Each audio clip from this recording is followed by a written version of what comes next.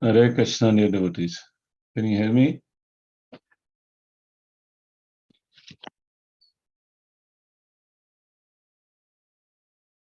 Yes. Okay, thank you so much. You can see my screen also? Yeah, I will. Okay, perfect. Om Namo Bhagavate Vasudevaya. Om Namo Bhagavate Vasudevaya. Om Namo Bhagavate Vasudevaya.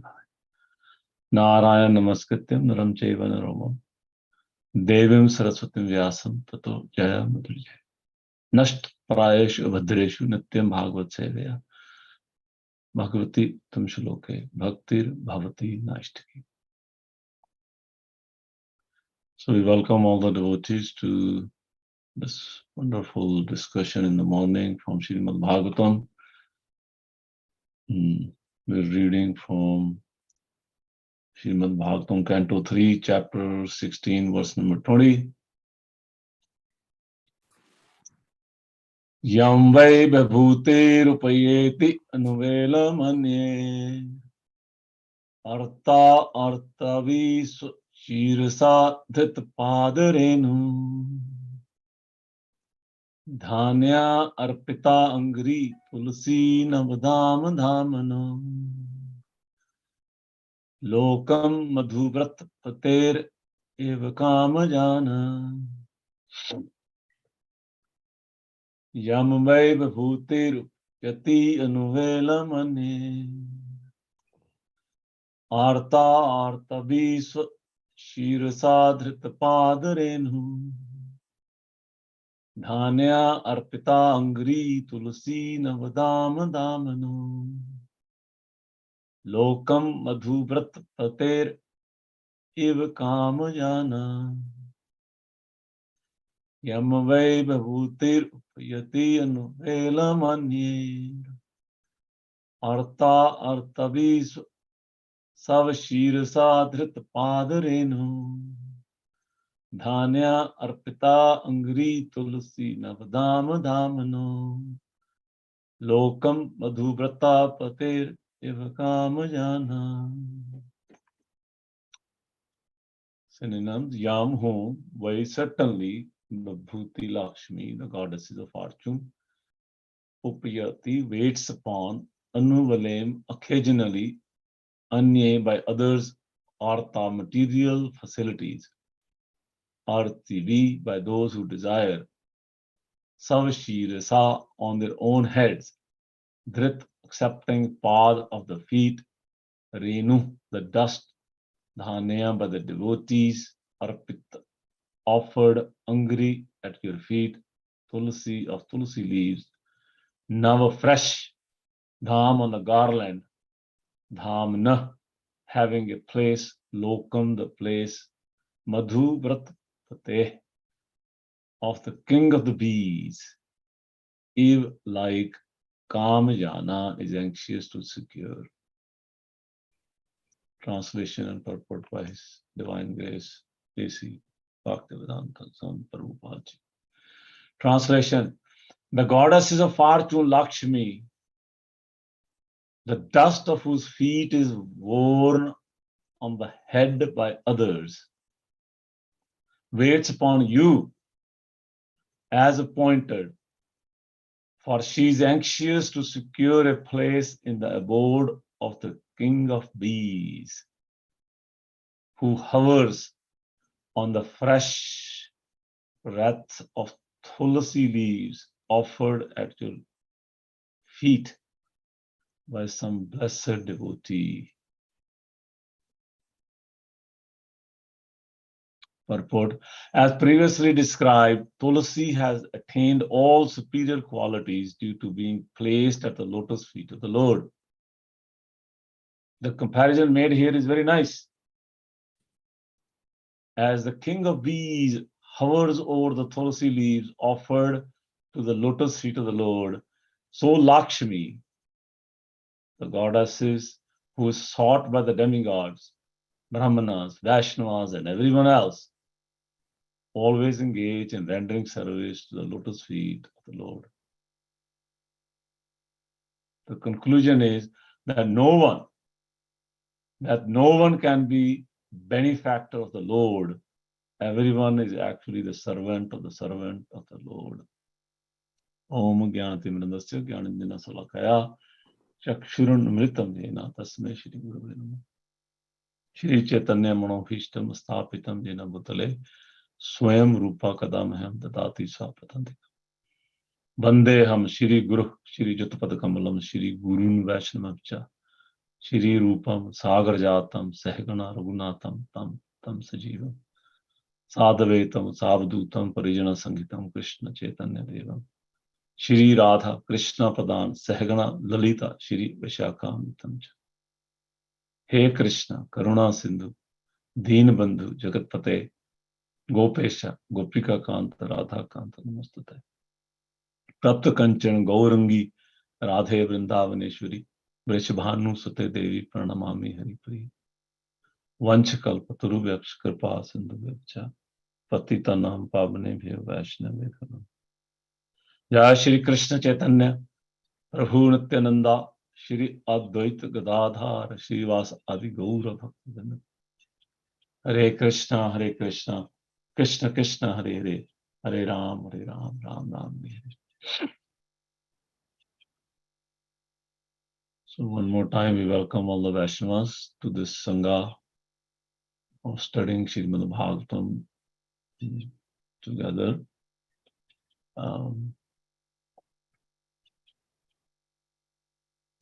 This is very instructive and sweet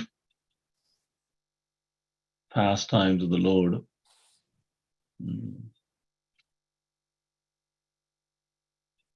The context here is Jai Vijay, the doorkeeper of the Vaikuntha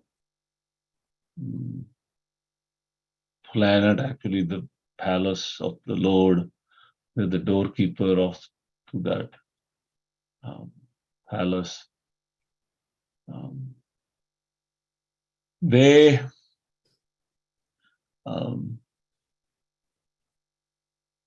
have denied access to the four Kumaras to enter into the final gate where Lord resides. And they're feeling that they have made some mistake. They underestimated the position of the four Kumaras. They're already Vaikuntha Basis. They're not Mrityu Loka Basi. They should have been allowed to see the Lord. But so Jai and Vijay are, they are in their own mind, they're morose that they had made mistake.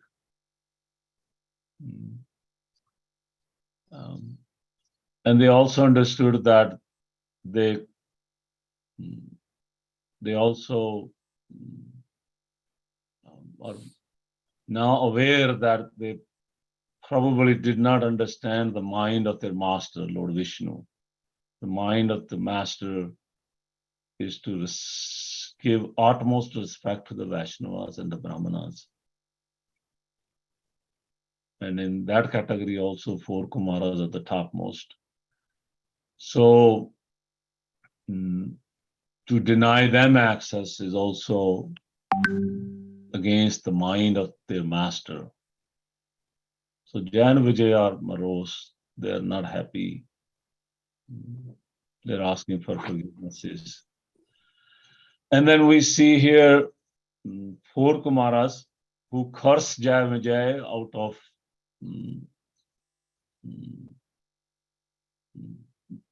some disturbance in their mind, that why they got denied. Their intentions are very pure. But they are also feeling morose that why they have cursed. It's maybe a disproportional penalization. The mistake was not so big that they were cursed to go on the earthly planets and take the rebirths. So they're also not happy. They're also asking for forgivenesses. And then we see the Lord Vishnu What an example of a leader. He's coming out, he's seeing what's going on. He's definitely not pleased what has happened. He's taking his blame on his own head. That's how he starts, that these my servants are under my jurisdiction, therefore I take the blame. And he's also asking the four Kumaras that please do me a favor. In the previous verses, we saw the word tad anugraho me. Anugraho me means do me a favor. So Lord is asking. Usually devotee asks the Lord, do me a favor. Krishna, please, Sham Sundar, please do me a favor. Can you help me with this? I'm stuck. But in this case, very instructive, Lord is asking for Kumaras, Tad anugraho me, please do me a favor, that you have penalized these my servants, cursed them, but can you please do me a favor to allow them to come back to me sooner than later? First, Lord takes the blame, then he asking for forgiveness, he's asking the four Kumaras, and they do me a favor, and then he's also very much appreciative. He's singing the glories. Lord is singing the glories of the Brahmanas and the Vaishnavas, and he has given his personal darshan, especially darshan of his lotus feet, to the four Kumaras. So it's not just he's asking to do me a favor. He's not just feeling bad about what his servants have done, but on a practical level, he actually comes out and gives his full darshan, and especially four Kumaras are very much meditating on Lord's body, but especially the lotus feet of the Lord. So this is very instructive. And when I was reading these verses, I feel that so much love is flowing in between the Jai and Vijay, in between four Kumaras, in between the Lord, all these three personalities. There is tremendous amount of loving relationship among all three of them. We don't see here in the pages of Srimad Bhagavatam here, what we've been reading for the last couple of weeks. There is no blaming. Jai Kumaras are not blaming what Jai and Vijay have done. Jai and Vijay not blaming that what Kumaras have done. And Lord is not blaming about either of them. Everybody is feeling a bit morose that what has happened is, mistake has happened, is not so happy moment. But at the same time, everybody is glorifying and asking for forgiveness. So that's very instructive. Lord goes this far. He tells the four Kumaras that I am very happy to take the dust of the Vaishnavas, to take the dust of the lotus feet of the Vaishnavas on my head.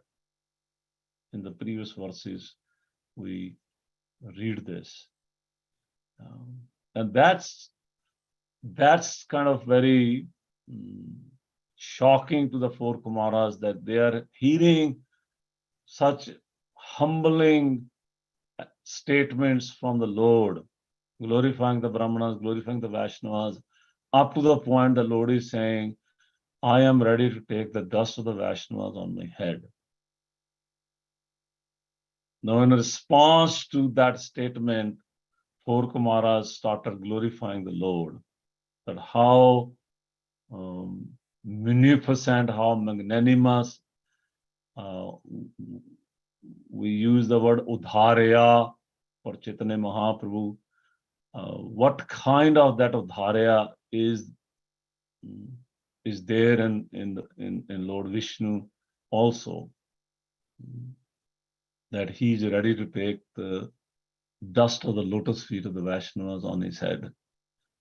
So now in this particular verse, we're seeing here, this is like a counter verses of two Lord Vishnu's statements. Lord Vishnu is saying, I'm ready to take the dust of the Vaishnavas on my head. But here in this verse, we find that very poetically, this is what makes Bhagavatam very sweet, sweetest literature, Amal Purana, nectar. That what makes it nectar, that it's very poetic.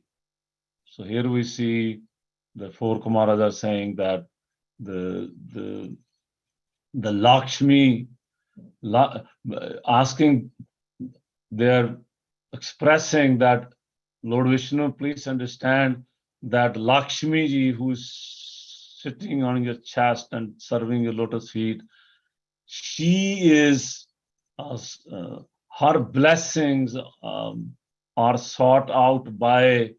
We see here in the purport beautifully, Srila Prabhupada writes, the goddesses who is sought by demigods, Brahman and Vaishnava, everybody else. That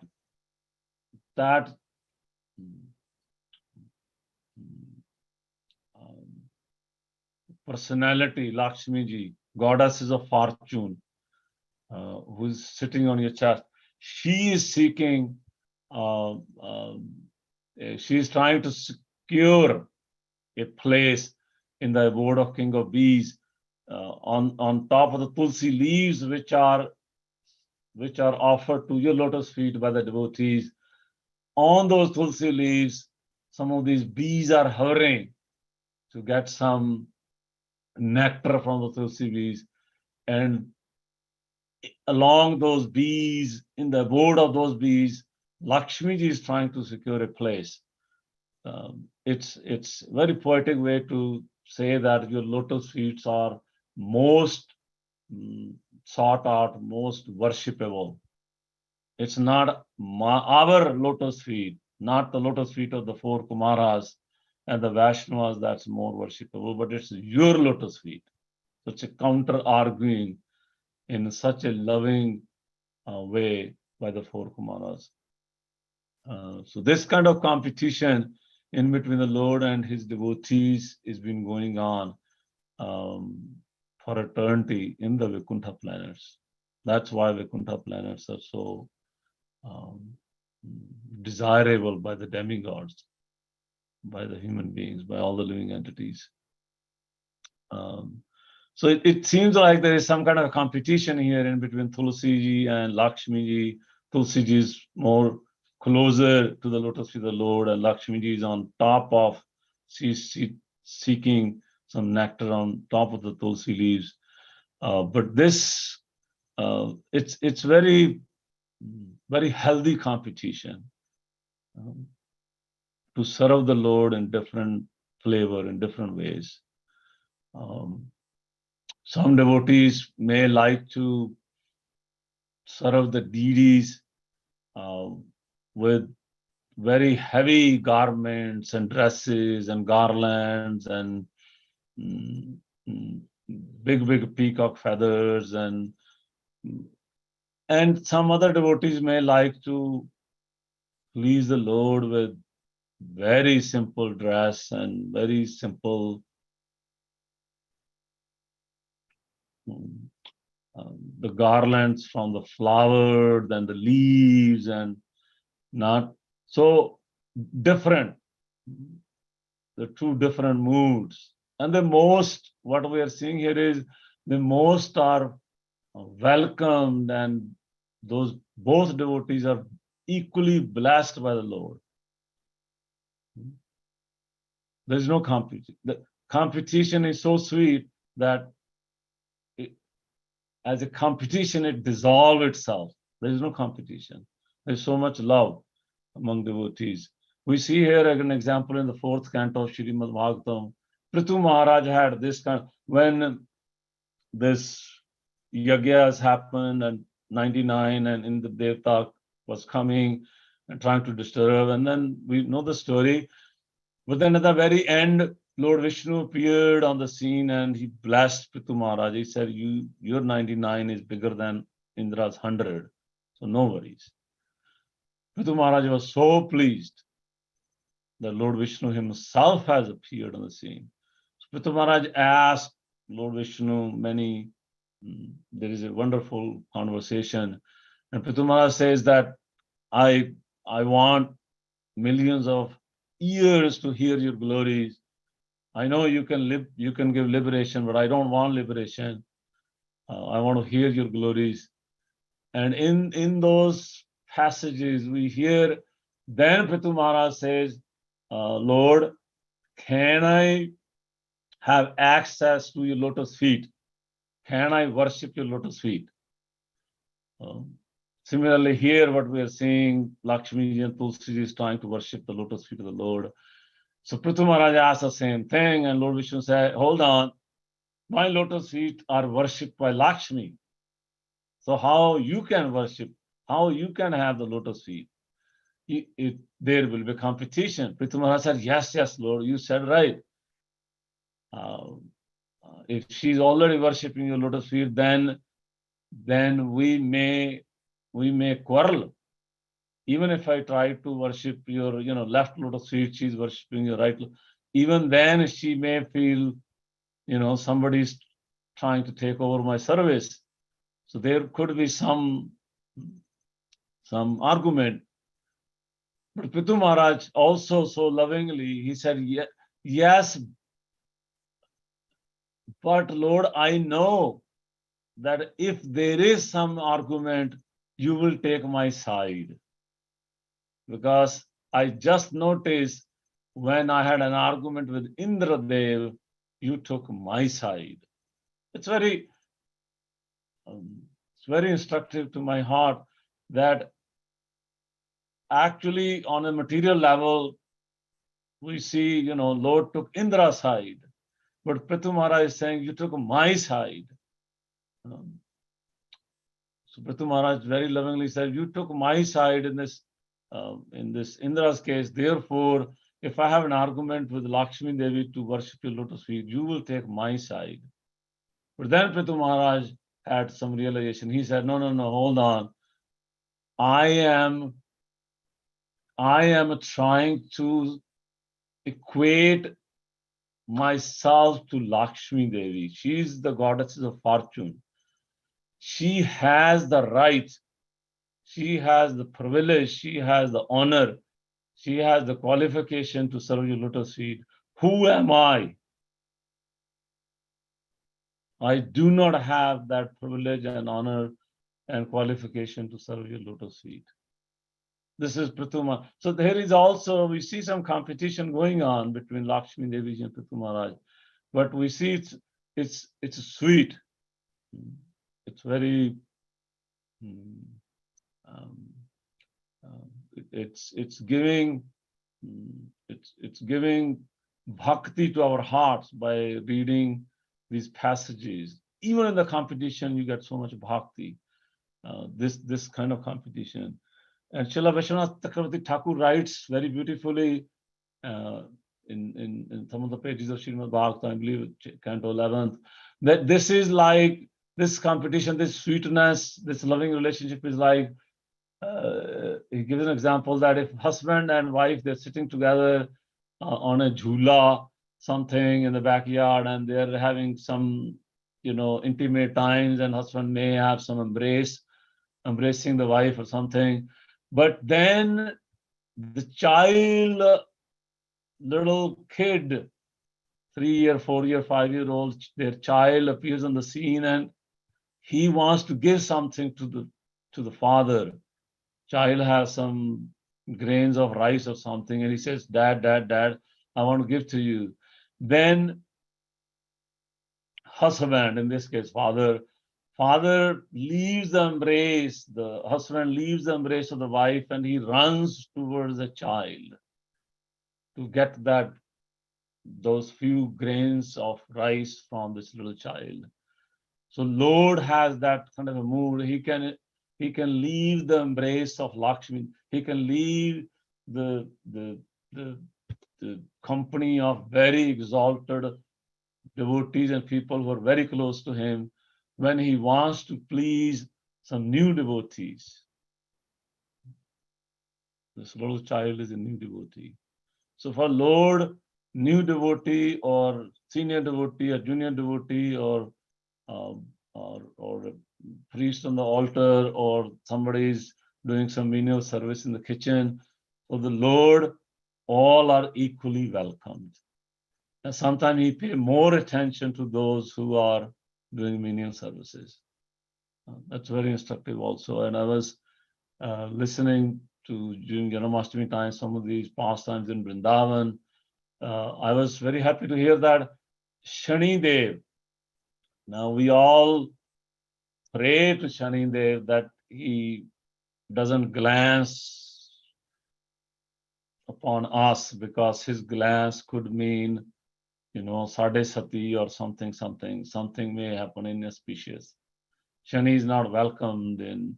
And similarly, during Braj pastimes, when Jashoda Mai had Lord Krishna and she was inviting all the guests to come and take, darshan of Lord Krishna.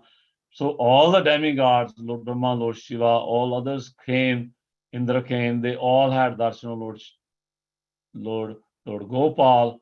But when Shivji Maharaj came, not Shivji Maharaj, Shani Maharaj comes. Shani Maharaj was not welcome. Yashodami came to know Shani Maharaj came. She said, hold on, lock the door. He's very inauspicious. If he glances upon my child, it could be a disaster. So Shani Maharaj was very morose. He said, I'm trying to do my duty to penalize those who have done something bad in their life. And Krishna, this is not fair. So he went out in the forest of Braj. Today we call it Kokila Van. And Shani Maharaj actually performed tapasya. And Lord Gopal was so touched, Lord Vishnu was so touched, he actually appeared to Shani Maharaj face to face. The same Lord Gopal did not appear in his Vishnu form in front of many other devatas who came to Yashoda Mai's house, but he took his Vishnu form, he appeared to Shani Dev and he said, Shani Dev, I am pleased with you. Maybe others have some reservation to see you because of your duties. But what you are doing for me and what you have done for this universe is thankless task. Therefore, I bless you that you stay here in Kokilavan. You never leave Vrindavan. Others have come and they have gone, but you never leave Vrindavan. You stay here, and I bless you. And for generations, people will come and worship you. So Lord Vishnu is so kind. He's kind to Jayan Vijay, he's kind to Forka Maharaj, he's kind to Shani Dev, he's kind to all of us. In many different ways, he is manifesting his mercy upon all of us. So those are some of the lessons we learn. I personally feel inspired to learn from these passages. We will stop here. Thank you so much. Srila Prabhupada ki jai, Vaishnav ki jai.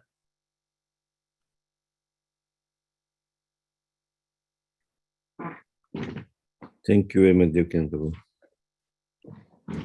Krishna. We'd like to wish you all a safe and Krishna conscious day and week ahead. A week filled with festivities. A lot of auspicious festive days are in the week ahead. Starting with tomorrow itself is Ganesh Chaturthi. Thursday is Lalita Sashti. Saturday is the most auspicious Radhastami. Yeah, On that note, we would like to offer our prayers to the Supreme Lord by chanting 3 times Hare Krishna, Hare Krishna, Krishna Krishna, Hare Hare, Hare Ram, Hare Ram, Ram Ram, Hare Hare, Hare Krishna, Hare Krishna, Krishna Krishna, Hare Hare, Hare Hare Ram, Ram, Hare Ram, Ram Ram, Hare Hare, Hare Krishna, Hare Krishna, Krishna Krishna, Hare Hare, Hare Ram, Hare Ram, Ram Ram, Hare Hare. Shri Narsingho, Jai Narsingho, Jai Jai Narsingho, Praladesha, Priyapada, Mukhapada Bringa, Ugravira, Veeram, Mahavishnu, Mahavishnu, Sangram, Bhisham, Mrityu Namami.